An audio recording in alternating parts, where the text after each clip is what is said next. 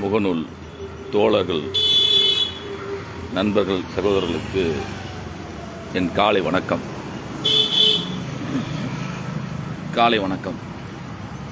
தமிழக அரசியல் சூழலில்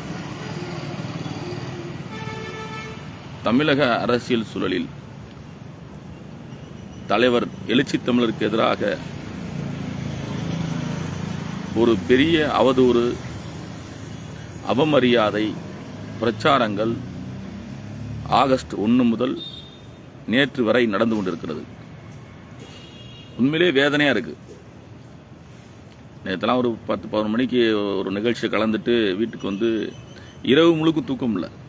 பல்வேறு யோசனைகள், ரொம்ப கோபமெல்லாம் வருது, ஆத்திரமெல்லாம் வருது. ஏனென்றால் தலைவர் எழுச்சி தமிழர் அவர்கள் உள்ளொதுக்கீடுக்கு எதிராக, அருந்ததியர்கள் உள்ளொதுக்கீடுக்கு எதிராக துரோகம் செய்கிறார் என்று அருந்ததி அமைப்புகள், நான் பெயர் சொல்ல விரும்பல, அருந்ததி இயக்கங்கள், ஒரு சில இயக்கங்களை தவிர மற்ற இயக்கங்கள் எல்லாம் பெரிய அவதூறு பிரச்சாரங்களை, ஒரு ஆபத்தான அரசியலை முன்னெடுத்துட்டு இருக்காங்க. நான் என்ன சொல்றேன்னா, உள்ளொதுக்கீடுக்கு, அருந்ததி உள்ளொதுக்கீடுக்கு தலைவர் எழுச்சி தமிழர் எந்த காலத்திலும் எதிராக இல்லை என்று தொடர்ந்து மேடைகளிலும் முகநூல் நேரலிலும் கூட கடந்த வாரம் கூட ரொம்ப ஆணித்தனமா சொன்னார். இரண்டாவது, இந்த உள்ளொதுக்கீடு, அருந்ததி உள்ளொதுக்கீடு சீராய்வு மனு என்பது மேல்முறையீடு அல்ல, அப்பீல் அல்ல, இது ஒரு ஆலோசனை, இது தள்ளுபடி கூட ஆகலாம் என்று தலைவரே அவர்களே முகநூல்ல நேரில் சொன்னார். இரண்டாவது, தமிழ்நாட்டில் கொடுத்தது போல் உள்ளொதுக்கீடு, அருந்ததிற்கான 3% உள்ளொதுக்கீடை பிற மாநிலங்களும் கொடுக்கலாம் என்று முகநூல்ல சொன்னார். நாங்கள் எதிர்க்கிறது கிரிமினல் எதிர்க்கிறோம் என்று சொன்னார். இப்படி பல்வேறு தகவலை மிகவும் தெளிவாக இன்ச் பை இன்ச்சா சொன்னார் தலைவர் முகநூல் நேரலையில் கடந்த வாரம். ஆனால் இதையெல்லாம் பார்த்துவிட்டு, இதையெல்லாம் கேட்டு அறிந்துவிட்டு இன்றைக்கு 10 பேர் கூட இருக்க மாட்டான் அருந்ததி அமைப்புல, ஒரு சில அமைப்புல, நான் பகிரமா சொல்றேன், 10 பேர் கூட இருக்க மாட்டான். நேற்று தலைவருடைய உருவபொம்மையை எரிச்சு அவமானப்படுத்திருக்கான். இது எவ்வளவு கேவலமான செயல். தமிழ்நாட்டில், இந்தியாவில் சனாதனத்துக்கு எதிராக, சாதி ஆதிக்கத்துக்கு எதிராக தலைவர் எழுச்சி தமிழர் அவர்கள், விடுதலை சிறுத்தைகள் களமாடிக்கிட்டு இருக்காங்க. இன்றைக்கும் சாதியவாதிகளை, மதவாதிகளை நேரடியாக களத்தில் சந்திச்சுக்கிட்டு இருக்கோம். ஆனால் போற போக்குல ஒரு தலைவரை அவமதிப்பது நன்றி கெட்ட செயல். கொஞ்சமாவது மனசுல ஓரத்துல நன்றின்னு ஒன்று இருந்தா, அண்ணன் எழுச்சி தமிழர் திருமாவளவன் அவர்களுக்கு நாம் நன்றியோடு இருக்கணும். கொஞ்சமாச்சும் ஓரத்தில் இருந்தா, அந்த நன்றி கூட இல்லாம அவருடைய உருவமை எரிக்கிறது எவ்வளவு கேவலம், எவ்வளவு அருவருப்பு. எரிச்சவன் நிக்கிறவன் எல்லாருமே எனக்கு தெரியும், நான் பகிரமா சொல்றேன், எவ்வளவு கேவலம். ஒவ்வொருத்தனுக்கும் விடுதலை சிறுத்தைகள் ஆதரவாக இருக்கு, களத்தில் இருக்கு. அந்த குடும்பத்துக்கு, அந்த எரிச்சு நின்றாங்கல்ல, அந்த குடும்பத்துக்கு பாதுகாப்பா இருந்திருக்கு விடுதலை சிறுத்தைகள். இதுதான் வேதனை.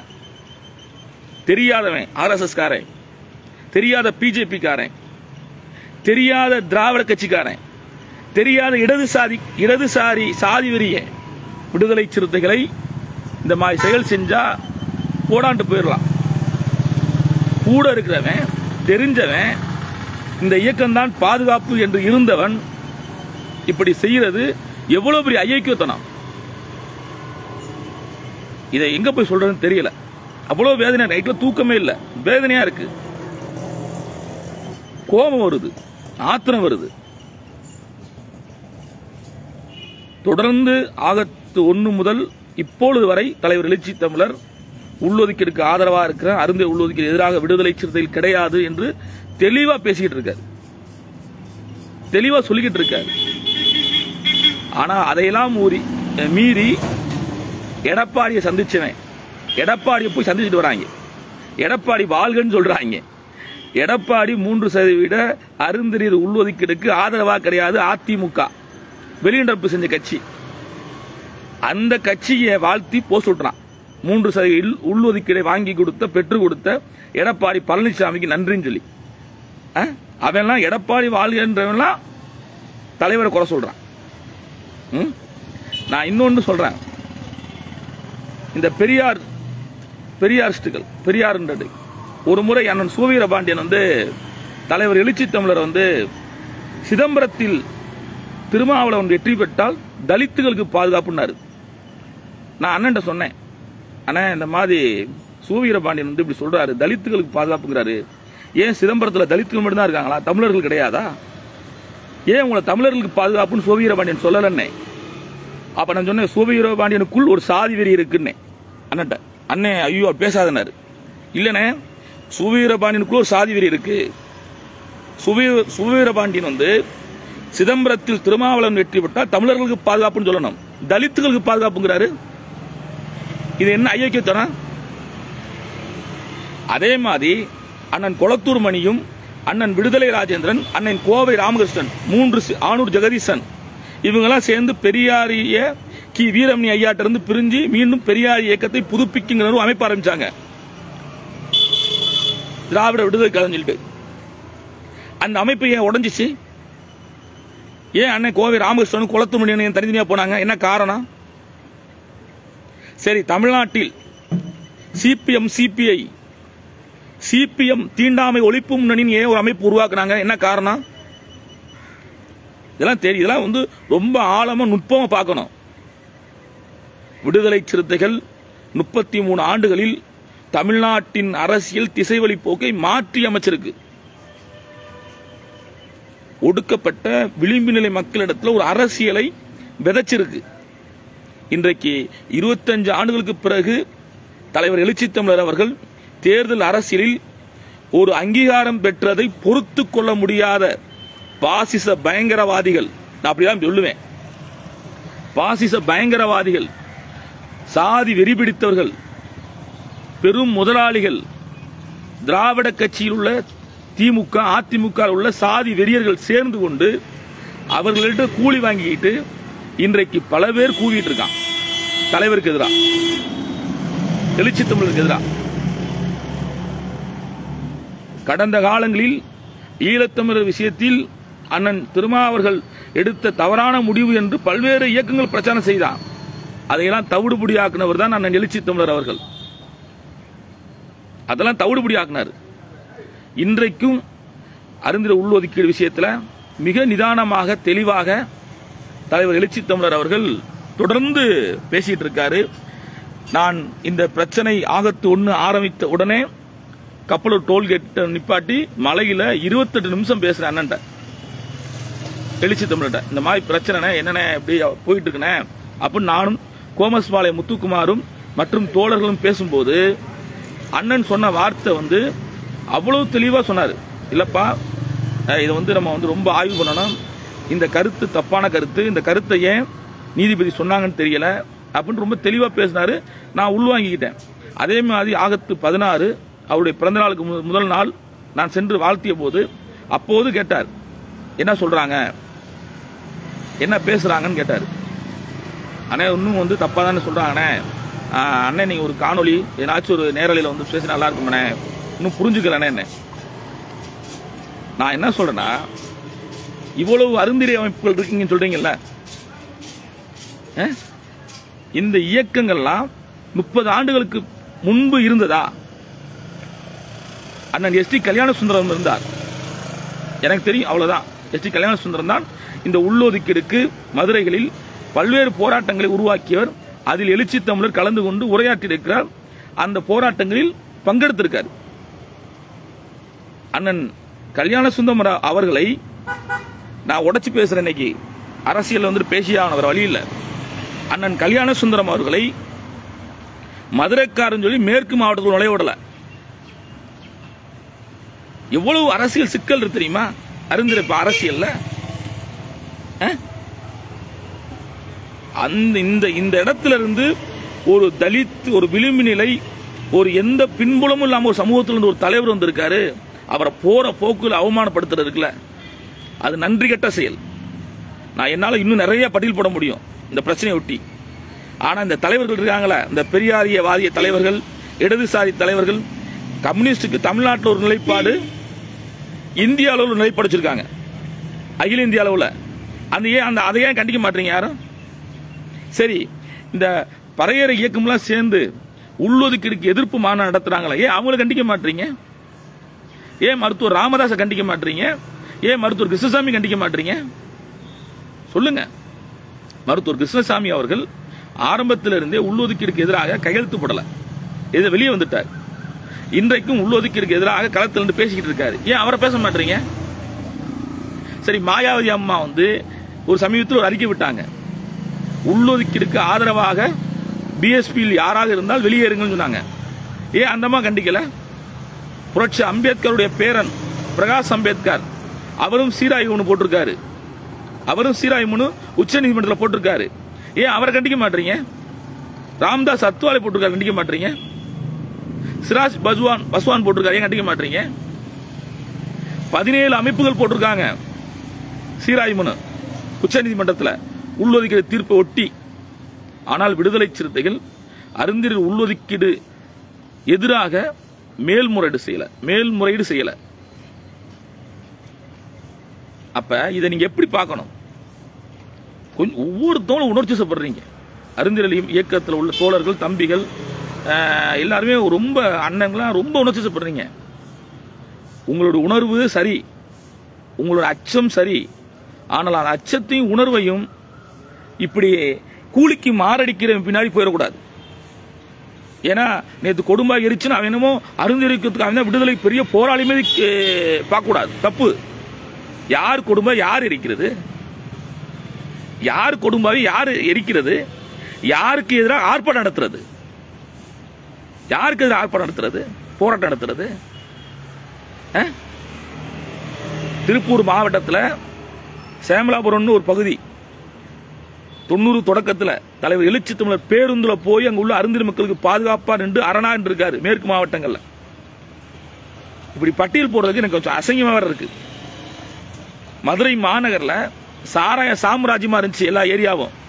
இந்த கொடும்பாய் எரிச்ச தற்கூரிகளுக்கு தெரியும். நம்ம பொம்பளை பிள்ளைகிட்ட படுத்துட்டு போவானுங்க சாராயா வரிய. நான் பகிரங்கமா சொல்றேன், நம்ம பெண் பிள்ளைகிட்ட படுத்துட்டு போவான் சாராயா வரியெல்லாம் அன்றைக்கு விடுதலை சிறுத்தைன்னு ஒரு இயக்கம் இல்லைன்னா இன்றைக்கு அதை சாராயத்தை சாம்ராஜ்யம் ஒழிச்சிருக்க முடியுமா? அவனா விரட்டி அடிச்சிருக்க முடியுமா? கரும்பாயா இருக்கட்டும், எஸ்எம்பி காலனியா இருக்கட்டும், கல்லுமேடா இருக்கட்டும், சிம்மக்கலா இருக்கட்டும், மஞ்சள் மேடா இருக்கட்டும், மேலவாசலா இருக்கட்டும், மதுரை மாநகரில் இவ்வளவு பகுதியிலிருந்து சாராயம் வித்துக்கிட்டு இருந்தான். சாராயம் கஞ்சா வித்துக்கிட்டு பெண்கள்கிட்ட படுத்துக்கிட்டு நம்மளை எவ்வளவு அடிமைப்படுத்தி இருந்தான். ஒரு வார்த்தை பேச முடியுமா, எதிர்த்து பேச முடியுமா? ஆதிக்க சாதி சாராய அவர்களை அதெல்லாம் அடிச்சு விரட்டுற தைரியம் யார் கொடுத்தது? அண்ணன் திருமாவளவன் கொடுத்தது, எழுச்சி தமிழர் கொடுத்தது. இதுல கொஞ்சம் கூட நன்றி இல்லாம இந்த உருவம் இருக்கிறீங்க, போராட்டம் எடுக்கிறீங்க, ஆர்ப்பாட்டம் செய்றீங்க. எதையும் பேசி தீர்த்துக்கலாம். எடப்பாடி கைக்கூலிகளே, RSS பிஜேபியின் கைக்கூலிகளே, சங்குப்பாரி அமைப்பினுடைய கைக்கூலிகளே, எதையும் பேசி தீர்க்கலாம். அவதூறு பரப்புவது, அவமானப்படுத்துவது, நான் சொல்றேன், தலைவர் எழுச்சி தமிழரை அவமானப்படுத்த நினைத்தால் ஒவ்வொருத்தவங்களும் அசிங்கப்பட்டு போவீங்க. ஒவ்வொரு விஷயத்துல கண்டிப்பா அசிங்கப்படுவீங்க. ஏன்னா அடுத்து டக்குன்னு வார்த்தை வந்துடக்கூடாதுன்னு அப்படியே பம்முறேன் நான். இது அசிங்கம் வார்த்தை விட்டுறக்கூடாதுன்னு அசிங்கப்பட்டு போயிருவீங்க. நீங்க எல்லாம் ரொம்ப நல்ல தலைவர்களோ இந்த அருந்தி மக்களுக்கு விடுதலைக்காக போராடுறீங்களா? சொல்லுங்க, நான் கேட்கிறேன். ரொம்ப உண்மையா இருக்கீங்களா நீங்களா மக்களுக்கு? சும்மா போயிட்டு ரொம்ப சங்கடமா இருக்கு, ரொம்ப வேதனையா இருக்கு. குறிப்பா தலைவர் எழுச்சி தமிழரை இதோட நிறுத்திக்கங்க, இதோட நிறுத்திக்கங்க. நீங்க போய் வேற எங்கேயும் சண்டை போடுங்க, உங்கள்கிட்ட சண்டை போடுங்க பிடிக்கல. நான் இப்ப பகிரமா சொல்றேன், இந்த கொடும்பாவிலாம் வேற ஒருத்தர் எரிச்சிருந்தா நைட்டே வீடை தட்டிருக்கலாம். நைட்டே வீடை தட்டி பாப்பா அப்படின்னு கூப்பிட்டுருக்கலாம், கூப்பிடுற அளவுக்கு தைரியம் இருக்கு, கூப்பிடுவோம். ஆனால் நீங்க எல்லாம் விடுதலை சிறுத்தையில் பயணம் பண்ணியிருக்கீங்க, விடுதலை சிறுத்தையோட இருந்திருக்கீங்க. அந்த என்ன செய்யறது ஒன்றும் சொல்ல முடியாமல் நிற்கிறோம். ஏன்னா தலைவர் எழுச்சி தமிழர் வந்து ஒரு பக்குவப்படுத்திருக்காரு. அவர் தொடர்ந்து சொல்றாரு இந்த விஷயத்துல விடுதலை சிறுத்தையில் கவனமாக கையாளுங்கன்னு இருக்காரு. ஏன்னா உங்களுக்கு பின்னாடி நிற்கிறது RSS பிஜேபி எங்களுக்கு தெரியும். உங்களை தூண்டி விடுறது யாருன்னு தெரியும். உங்களை தூண்டி விடுறது யாருன்னு தெரியும். உங்களுக்கு பின்னாடி நிற்கிறது யாருன்னு தெரியும். இன்றைக்கு ஆதித்தமிழர் பேரவை போராட்டத்துக்கு பின்னாடி திமுக இருக்கு. நான் பகிரங்கமா சொல்றேன், திமுக இருக்கு. திமுக தெரியாதா? உள்ளொதுக்கீடு கொடுத்த திமுக தெரியாதா? அருந்திற்கான 3% உள்ளொதுக்கீடு திமுக தெரியாதா? ஏன் திமுக அமைதியா இருக்கு? நான் கேட்கிறேன், திமுக ஏன் அமைதியா இருக்கணும்? அவங்களுக்கு தெரியும் எழுச்சி தமிழர் அவர்கள் எதை செய்தாலும் சரியாக செய்வார் என்று திமுக தெரியும். ஆனால் திமுகவில் இருக்கும் ஒரு சிலரே சில அமைப்புகளை தூண்டி விடுறாங்க, அருந்திர இயக்கங்களை. அதே மாதிரி தான் பெரியாஸ்டுகளும். ஏன் அண்ணன் செய்யறது தெரியாதா? எழுச்சி தமிழர் செய்யறது பெரியாஸ் தெரியாதா? சூவிக்கு தெரியாதா? குளத்தூர் மணிக்கு தெரியாதா? அவங்களுக்குலாம் என்னன்னா, இவங்களுக்கு என்ன, இவங்கள எண்ணிக்கை அளவில் இருக்காங்க. விடுதலை சிறுத்தை கட்சி நாளை இந்த நாட்டை ஆளுகின்ற கட்சி என்றதை பிரகடனப்படுத்துறத அவங்க விரும்ப மாட்டாங்க. நான் சொல்றேன், நீங்க எல்லாம் நாட்டை ஆண்டுட்டீங்கல்ல, நாங்க ஆளக்கூடாது நாட்டை? விடுதலை சிறுத்தைக்கு ஆளக்கூடாதா? உங்களுக்கு இருக்க கனவு தான் எங்களுக்கு இருக்கும். நாங்க ஓட்டு போட்டுட்டே இருக்கணுமா? நாங்க ஓட்டு போற கும்பலா? தமிழ்நாட்டு அரசியலை தவிர்க்க முடியாத சக்தியாக அண்ணன் திருமாவளவன் மாறி இருக்கிறாரு. இது எல்லா அரசியல் கட்சியும் புரிஞ்சுக்கணும். சும்மா அந்த குட்டி குட்டி அமைப்புகளை தூண்டி விட்டுக்கிட்டு எங்களை முடக்க நினைக்கிறது, எங்க கவனத்தை திசை திருப்புவதெல்லாம், இந்த வேடிக்கையெல்லாம் எங்க கிட்ட காட்டாதீங்க. நாங்கள் இன்றைக்கு எடுத்திருக்கிற ஒரு பெரிய ஒரு செயல் திட்டம் என்ன தெரியுமா? மது போதை ஒழிப்பு மாநாடு. இந்த செயல் திட்டத்தை எடுத்த நாள்ல இருந்து அதிமுக திமுக இந்த முதலாளிகளுக்கு பூரா, இந்த சாராய ஆலை முதலாளிகள் இருக்கான்ல, அவனுக்கு பூரா பதட்டம் வந்துருச்சு. ஏனென்றால் சனாதனத்தை எதிர்ப்போம், சனாதனத்தை ஒழிப்போம் என்று நாங்கள் முழங்கிய போது எல்லாரும் சனாதனமான் அப்படியே பார்த்துட்டு போயிட்டாங்க. ஆனால் உதயநிதி ஸ்டாலின் பேசும்போது அது பெரிய பேசும் பொருளா இந்தியாவில் ஆச்சு. தலைவர் எழுச்சி தமிழர் பாராளுமன்றத்தில் பேசும்போது பேச்சு பொருளாச்சு. அதே போலதான் மது ஒழிப்பு என்பது.